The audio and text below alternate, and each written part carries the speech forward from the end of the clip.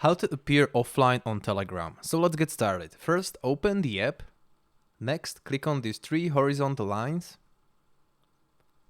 and choose Settings. Tap on it. Next, go Privacy and Security and scroll down and choose Last Seen and Online.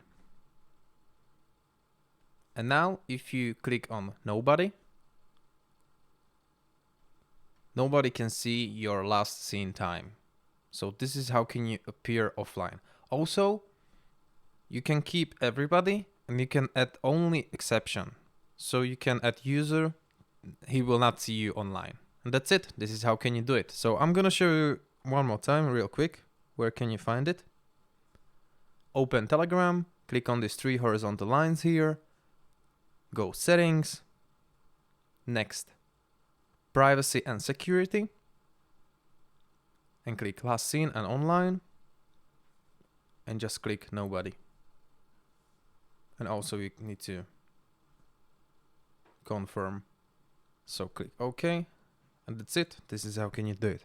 Thank you for watching. If this video was helpful, please hit the like button, and if you want to support this channel, subscribe to the channel, and see you later. Goodbye.